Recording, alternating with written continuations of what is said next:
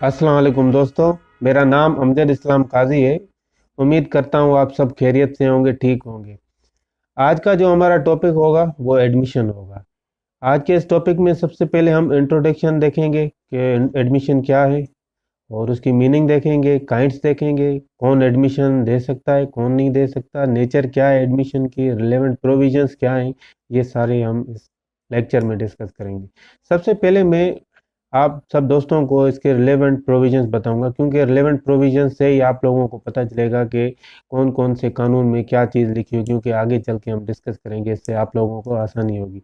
Article 30 to 36 and 45 कानून शहादत order 1984 admission से रिलेटेड आर्टिकल्स हैं। अब हम इसके देखेंगे meaning and explanation of admission क्या है। एडमिशन जो है एक्चुअली एक्नॉलेजमेंट ऑफ फैक्ट है या एक्नॉलेजमेंट ऑफ ट्रुथ है, जो डिस्प्यूट जिस पे चल रहा है। मीन्स के कोर्ट प्रोसीडिंग में कोई भी डिस्प्यूट चल रहा है कि प्रॉपर्टी ए की है या बी की है। अब प्रॉपर्टी के टाइटल पे जो डिस्प्यूट चल रहा है, उन दोनों पार्टीज आके कोई भी स्टेटमेंट देंगी, नहीं ये मेरी है, मैंने फला से खरीदी थी, नहीं ये मेरी है। पार्टी बी कहे कि नहीं मेरी है, मैंने फला से खरीदी थी। पार्टी ए एंड बी दोनों की स्टेटमेंट एडमिशन कहलाएंगी, क्योंकि उन्होंने एक्नॉलेजमेंट किया है। और एक्नॉलेजमेंट को जो प्रूव होगा वो लाजमी आगे चल के हम इसमें देखेंगे कि किस तरह ये जो स्टेटमेंट्स इन्होंने दिए हैं वो प्रूव कर सकते हैं। और स्टेटमेंट जो है ना, वॉलंटरी भी हो सकती है, वॉलंटरी नहीं भी हो सकती। मीन्स के कोई पर्सन आके वॉलंटरी आके देख, मीन्स पार्टी ए कोर्ट में आके खुद ही बोलेगी ये मेरी प्रॉपर्टी है, या प्रॉपर्टी जो डिस्प्यूटेड प्रॉपर्टी है उससे रिलेटेड कोई सेकंड या थर्ड पर्सन है उसको कोर्ट समन करके बुलाए। वो ये समन वाले जो केसेस हैं ये बिल्कुल रेयर केसेस होते हैं, अमूमन इनकी ज़रूरत ऐसी सिविल केसेस में नहीं होती। और एडमिशन ओनली सिविल केसेस से ही डील करती है, क्रिमिनल केसेस में कन्फेशन वर्ड यूज होता है। और एडमिशन जो है कानून ये कहते हैं क्लियर होनी चाहिए, प्रिसाइज होनी चाहिए। मीन्स के कोई एम्बिग्यूटी नहीं हो एडमिशन। मीन्स के जैसे कि पर्सन ए कह रहा है कि प्रॉपर्टी मेरी है और इस सारी स्टेटमेंट को घुमा फिरा के बता रहा है, तो इस तरह नहीं होना चाहिए। वो क्लियर होनी चाहिए, प्रिसाइज होनी चाहिए, कहीं पे भी एम्बिग्यूटी नहीं हो को कि जज को समझने में कोई मसला हो। और एडमिशन जो है उसकी रिट्रैक्शन नहीं होती है। रिट्रैक्शन मीन्स के पर्सन ए ने या पर्सन बी ने एडमिशन की, उसके बाद के कोर्ट में आगे कहें कि ये जो हमने एडमिशन दी थी वो हमने वो जो है ना वॉलेंट्री नहीं दी थी, उसमें कोई हमें सही नहीं दी थी, या हमें कोर्जन किया गया था, या ऐसे कोई भी रीजंस लेके आते नहीं, तो कोर्ट कह दिए कि रिट्रैक्शन इसमें नहीं है। कुछ ऐसे ग्राउंड्स हैं जैसे कोर्ट नेसेसरी समझे कि यहाँ पे जस्टिस जो है ना वो डिनाई हो रहा है या जस्टिस की फेल्योर हो रही है, तो इन केसेस में रिट्रैक्शन हो सकती है, अनलेस जो है रेयर केसेस ऐसे हैं कि रिट्रैक्शन हो। और पार्टीज जो खुद भी स्टेटमेंट मीन्स के एडमिशन कर सकते हैं, या अपने एजेंट को भी मुंतखब करें पावर ऑफ अटॉर्नी के थ्रू, वो भी आके एडमिशन दे सकते हैं। या कोई भी पर्सन उनके बिहाफ पे जिसको फॉर एग्जांपल इंफॉर्मेशन के लिए रेफ़र किया गया है, वो आगे चल के हम डिस्कस करते हैं कि रेफ़र किसको करते हैं किसको नहीं करते हैं। अब हम आते हैं कि एडमिशन के काइंड क्या है। एडमिशन ओरल भी हो सकती है, डॉक्यूमेंट्री भी हो सकती है। ओरल किस तरह हो सकती है, पर्सन कोई भी पार्टी डिफेंडेंट हो या प्लेंटिफ या एजेंट हो या इंफॉर्मेंट हो, इन चारों में से कोई भी एक पर्सन जाके कोर्ट में वॉलेंट्री या कोर्ट उसको बुलाए, वो आके बताएं कि ये प्रॉपर्टी मेरी है या नहीं है। डॉक्यूमेंट्री किस तरह होगी एडमिशन, वकील से वो पूरा प्रिपेयर करवाएंगे डॉक्यूमेंट कि उसमें सारी लिखी हुई हो, और वो कोर्ट में जाके जमा कराएं कि ये सारी चीज़ जो है मेरी है, मैंने एडमिट किया है इसमें, ये डॉक्यूमेंट में जो सबमिट करवा रहा हूँ। उस पर साइन भी होंगे, वकील के भी साइन होते हैं, पार्टीज़ के भी, उनकी वेरिफिकेशन भी होती हैं। और जज उनसे क्वेश्चंस भी करता है कि आप जो ये डॉक्यूमेंट जमा करा रहे हैं, ओरल ओरल एडमिशन में भी इस तरह होता है, जजेस उनसे क्वेश्चन करते हैं कि आप जो एडमिट कर रहे हैं आया वो आप अपनी मर्ज़ी से कर रहे हैं। तो पर्सन जो वहाँ पे बोलेगा कि मैं अपनी मर्ज़ी से कर रहा हूँ, तो फर्दर कोर्ट उनको रिकॉर्ड पे अपने एडमिट कर लेगी। और कन्फेशन जो मैंने पहले बता दिया कि क्रिमिनल केसेस में होती है, कन्फेशन हमेशा ओरल ही होगी, रिटर्न में नहीं होगी। क्योंकि एक गिल्ट की कोई भी कन्फेस कर रहा है कि मैंने ऑफेंस किया था मर्डर का, वो रिटर्न में नहीं होगा।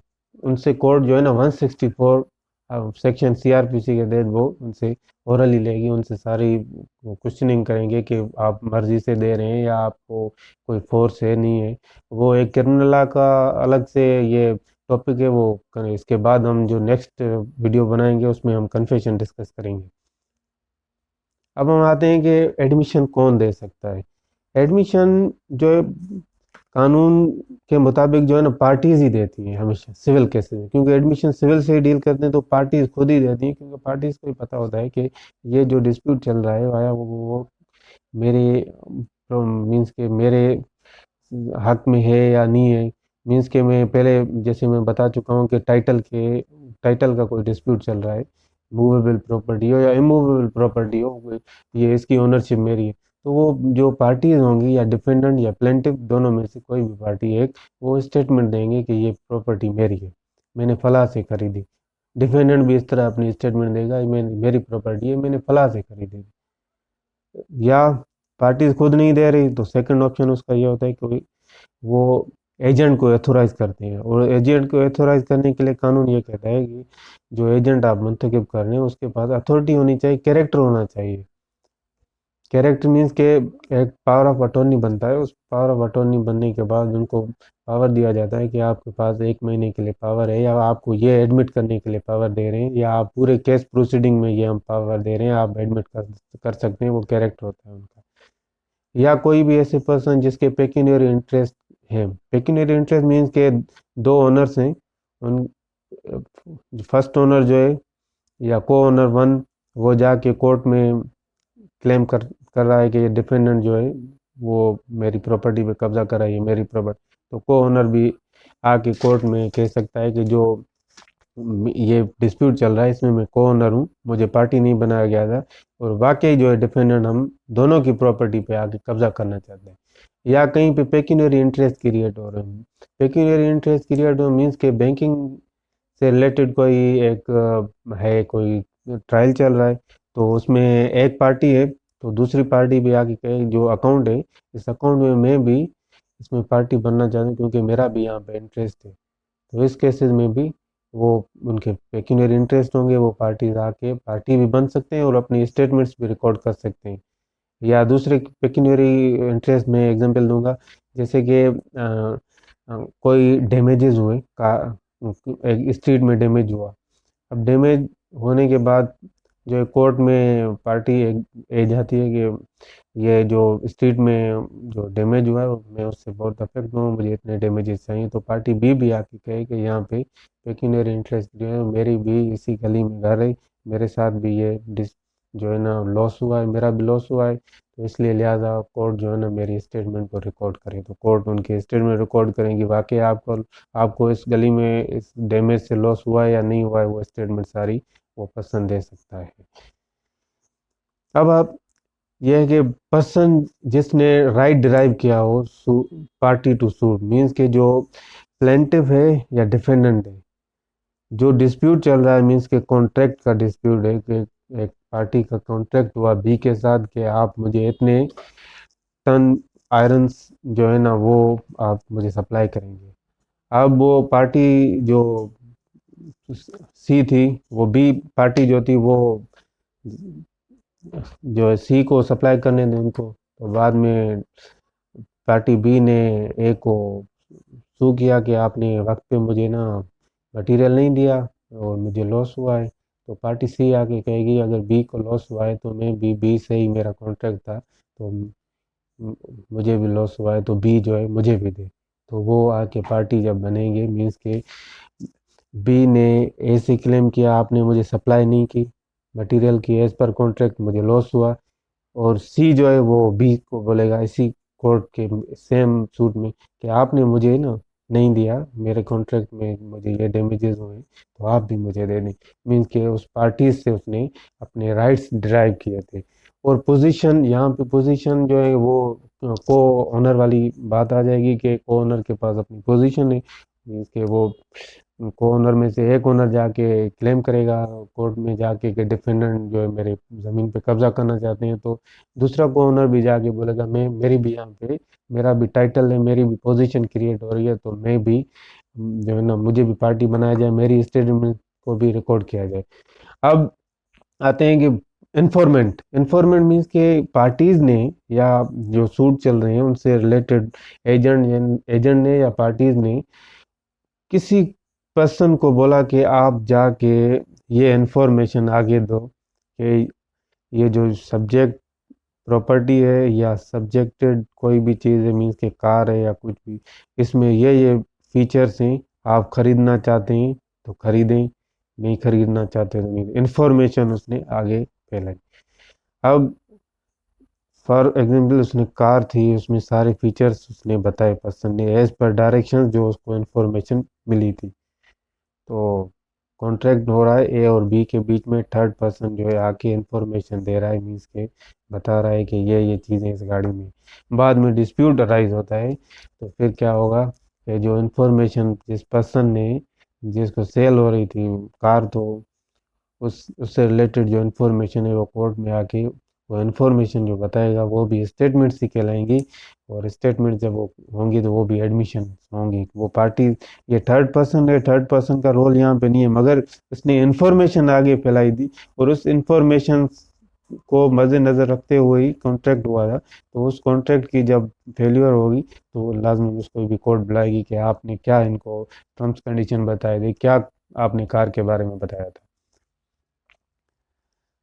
नेचर जो है एडमिशन की वो सेल्फ जो रिगार्डिंग होती हैं स्टेटमेंट्स, मीन्स के पर्सन अपने ही मर्जी से ही देता है या अपने ही बिहाफ पे या किसी दूसरे पर्सन जैसे कि एजेंट है, एजेंट को मुंतखब किया गया तो एजेंट उनके बिहाफ पे देगा। सेल्फ रिगार्डिंग्स होती हैं इसमें। सेल्फ सर्विंग स्टेटमेंट्स मीन्स के अपने हक में जो स्टेटमेंट देगा उसको कहते हैं सेल्फ सर्विंग स्टेटमेंट। मीन्स के पार्टी ये कहे कि ये मेरी प्रॉपर्टी है और मेरा यहाँ पे राइट क्रिएट हो रहा है और मेरा यहाँ पे इंटरेस्ट है, तो उसको सेल्फ सर्विंग कहेंगे स्टेटमेंट। और सेल्फ हार्मिंग स्टेटमेंट वो होगी जो पार्टी ए या पार्टी बी दोनों में से कोई भी पार्टी बोले कि यहाँ पे मेरा राइट क्रिएट नहीं हो रहा है, यहाँ पे मेरे का राइट विशिएट हो रहा है, या कुछ भी इस तरह के स्टेटमेंट देंगे वो कहेंगे सेल्फ हार्मिंग। तो जो सेल्फ हार्मिंग स्टेटमेंट्स होती हैं वो एक्चुअली टेक्निकली कानून जो जूरिस्ट है वो कहते हैं ये एडमिशंस होते हैं और इसको प्रूव करने की ज़रूरत होती है, क्योंकि पर्सन कोई भी नेगेटिव मींस के एडमिशन दे रहा है। और जो सेल्फ सर्विंग में ये जूरिस्ट कहते हैं कि ये एडमिशंस ही है, मगर इनको प्रूव करने की ज़रूरत नहीं होती, क्योंकि पार्टीज खुद ही अपने हक में बता रहे होते हैं। क्योंकि कानून शहादत ऑर्डर के 117 आर्टिकल कहता है कि जो पर्सन है वो उसके बर्डन ऑफ प्रूफ उस पर आता है जो क्लेम कर रहा हो। तो यहाँ पे इस तरह के ये आगे चल के जब बर्डन ऑफ प्रूफ हम चैप्टर पढ़ेंगे उसमें ये सारी चीज़ें आगे आप लोग कवर हो जाएंगी कि ये किस तरह स्टेटमेंट अपने बिहाफ पे देंगे या किस तरह नहीं देंगे, प्रूफ कैसे होगा, वो आगे के चैप्टर। ये फिलहाल जो चैप्टर है वो एडमिशन से, द एडमिशन कौन दे सकता है, कौन से ग्राउंड्स पे हो सकती है।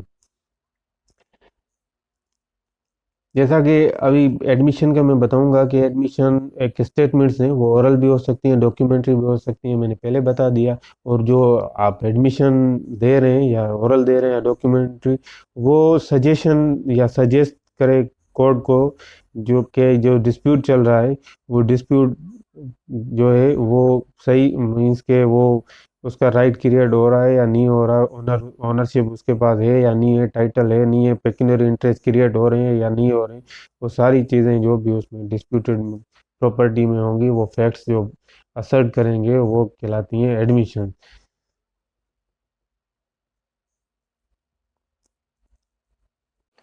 दोस्तों अब हम आर्टिकल 31 को देखेंगे कि आर्टिकल 31 कानून शहादत ऑर्डर क्या कहता है। आर्टिकल 31 कानून शहादत ऑर्डर ये कहता है कि स्टेटमेंट पार्टीज टू प्रोसीडिंग्स भी दे सकते हैं। पार्टीज टू प्रोसीडिंग्स मीन्स के प्लेंटिफ या डिफेंडेंट दोनों में से कोई भी पार्टी जो स्टेटमेंट देगी या एडमिशन देंगी वो दे सकते हैं, वो रिलेवेंट होंगी, या उनका एजेंट जो है उनके बिहाफ पे दे सकता है। वो जो एजेंट जब उनके बिहाफ पे स्टेटमेंट्स या एडमिशन देगा कोर्ट उसको देखेगी कि वाकई इसके पास अथॉरिटी है, कैरेक्टर है या नहीं है। कैरेक्टर किस तरह कोर्ट चेक करेगी? पावर ऑफ अटॉर्नी होगा, स्टैम्प पेपर पे पार्टीज के सिग्नेचर होंगे, जो पावर उन्होंने दिए होंगे वो होंगे, कितने दिन चलेगा कितने दिन नहीं चलेगा, टर्म्स कंडीशन जो भी उन्होंने डिफरेंस किए होंगे, एजेंट के सिग्नेचर होंगे, विटनेसेस के सिग्नेचर होंगे।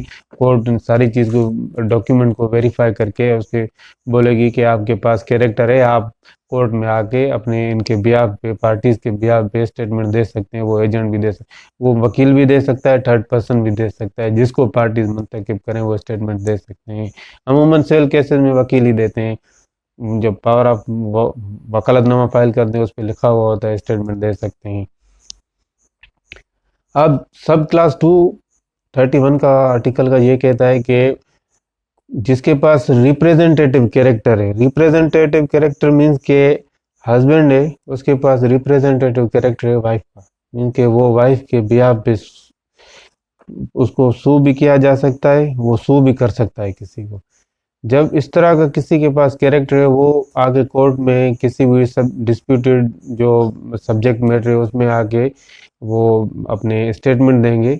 वो कानून कहता है वो स्टेटमेंट जो है ना एडमिशन नहीं कहलाएंगे, अगर जब तक उसको अथॉरिटी नहीं हो, मीन्स के कैरेक्टर नहीं हो। हम पहले डिस्कस कर चुके हैं कैरेक्टर किस तरह बनेगा। पावर ऑफ अटॉर्नी होगा, मीन्स के हस्बैंड जो है कोई भी स्टेटमेंट देना चाहता है अपनी वाइफ के बिहाफ पे, इसके पास रिप्रेजेंटेटिव कैरेक्टर भी है कि वो सू भी कर सकता है और सू भी हो सकता है। तो वो इससे लाजमी नहीं है कि वो कोई भी स्टेटमेंट जाके कोर्ट में जो है ना दे, वो उसके पास रिप्रेजेंटेटिव मीन्स के कैरेक्टर होना चाहिए, वो पावर ऑफ अटॉर्नी होना चाहिए, वो दे सकता है।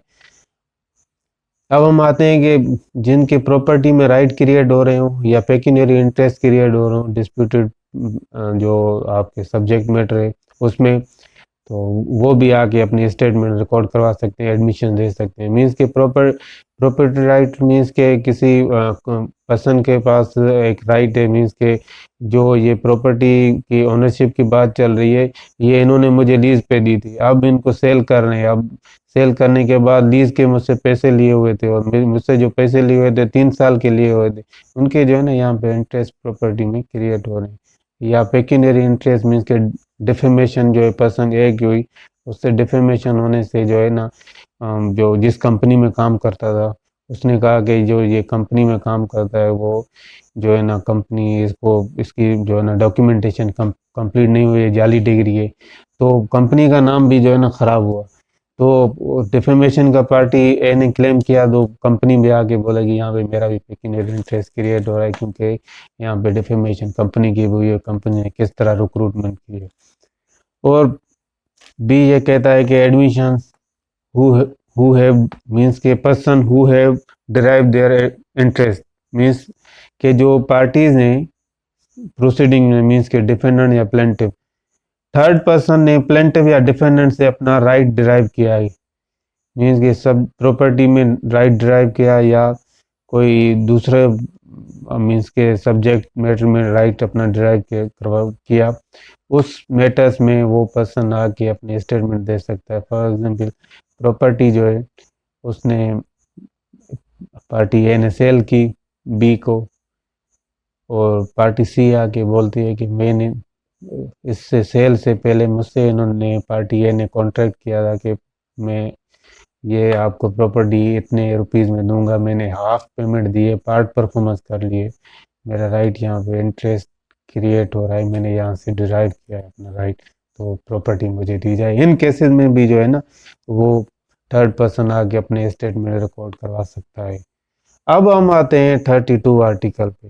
32 आर्टिकल ये कहता है कि पोजीशन या लायबिलिटी जहाँ पे लाजमी हो कि वो किसी पार्टी मीन्स के डिफेंडेंट या प्लेंटिफ के अगेंस्ट कोई भी पोजीशन या लायबिलिटी प्रूव करना लाजमी हो, तो उन केसेस में जो अपनी लायबिलिटी या पोजीशन प्रूव करेंगे, पार्टीज जो सूट में पार्टीज हैं उनके अगेंस्ट, वो भी अपने स्टेटमेंट्स या एडमिशन दे सकते हैं। फॉर एग्जांपल दो ओनर हैं, को ओनर हैं, पार्टी को ओनर 1, को ओनर 2। को ओनर 1 ने केस फाइल किया पार्टीशन का। अब पार्टीशन किससे? मीन्स के एक चार जो है मीन्स के ब्लॉक्स हैं प्रॉपर्टी के, वो बिल्कुल मिले हुए हैं, उन चार ब्लॉक्स को अलग करने। अब जो को ओनर सेकंड जो को ओनर है वो आके कोर्ट में खड़ा होगा कि मैं भी को ओनर हूँ इस प्रॉपर्टी में, मेरी स्टेटमेंट्स को रिकॉर्ड किया जाए, क्योंकि उसकी पोजीशन यहाँ पे क्रिएट हो रही है और ये प्रूफ हो सकती है, जो मीन्स के प्लेंटिफ या डिफेंडेंट के अगेंस्ट प्रूफ हो सकती है। लाइबिलिटी मीन्स के दो मीन्स के एक ड्राइवर है एक ओनर है, और ड्राइवर की निगलिजेंस जो है उससे कोई भी मीन्स के लाभ टोट की मीन्स के इंजरी हुई लाभ टोट के अंदर। अब जो है ड्राइवर को ना सू किया, किसी ने कहा कि आपकी निगलिजेंस से मेरे जो है ना इतना मेरा इतना नुकसान हुआ है। तो अब वो जो ओनर है उसकी भी लाइबिलिटी यहाँ पे क्रिएट हो रही है। वो इस तरह के विकेरियस लाइबिलिटी जो है यहाँ पे कानून कहता है कि जब कोई आपका ड्राइवर हो या कोई आपका सर्वेंट हो, उसकी लाइबिलिटी आप पे भी आती है लाफ टोट के अंदर। तो यहाँ पे वो प्रूव करना डिफेंडेंट के अगेंस्ट यहाँ पे लाजिम है, तो वो भी अपने मीन्स के ओनर आके अपनी दे सकता है स्टेटमेंट, या डिफेंडेंट जो है वो स्टेटमेंट दे कि ये ओनर भी जो है ना उसकी भी स्टेटमेंट रिकॉर्ड की जाए, ये तो इसका ड्राइवर है। तो इस तरह के केसेस में भी होगा। तो जब तक वो ड्राइवर मीन्स था तब तक उसके मीन्स के वो पोजीशन या लाइबिलिटी है। जब ड्राइवरशिप मीन्स के उसकी ख़त्म हो गई, उस ओनर के मीन्स के ओनर ऑफ द कार या उसका ड्राइवर नहीं रहा बाद में, तो वो कानून कहता है कि उसकी मीन्स पोजीशन ख़त्म हो गई या लाइबिलिटी ख़त्म हो गई। अब हम आते हैं आर्टिकल 33 पे। आर्टिकल 33 ये कहता है statements made by person whom a party to the suit has expressly referred for information। एक पर्सन को पार्टी ए ने कहा मैं ये कार सेल कर रहा हूँ, आप जो है पार्टी बी को जाके बोलो कि इस कार में ये फीचर्स हैं। अब वो थर्ड पर्सन जाके पार्टी बी को बताएगा ये सारे फीचर्स हैं, मेरे मालिक जो है मीन्स के कार के ओनर ने ये सारे बताएं। अब वो उनका सौदा हो गया। बाद में पता चला कि जो मुझे इन्फॉर्मेशन बताई गई थी उसमें ये चीज़ तो नहीं है, तो कोर्ट में मामला गया। तो पार्टीज जो हैं वो जिसका आपस में एग्रीमेंट हुआ, दोनों पार्टीज बनी, तो बीच में थर्ड पर्सन था, तो उनको कोर्ट बुलाएगी या वो खुद आएगा या डिफेंडेंट बुलाएगा। वो उसने इन्फॉर्मेशन आगे शेयर की हुई होती है, तो वो जो इन्फॉर्मेशन देगा उसको बोलेंगे कि आप अपनी स्टेटमेंट दो। वो जो स्टेटमेंट देगा वो भी रिलेवेंट होगी, क्योंकि उसके जो कॉन्ट्रैक्ट ऑफ कार है या जो सब्जेक्ट मैटर है उसमें इसका हिस्सा है, इसने इन्फॉर्मेशन आगे शेयर।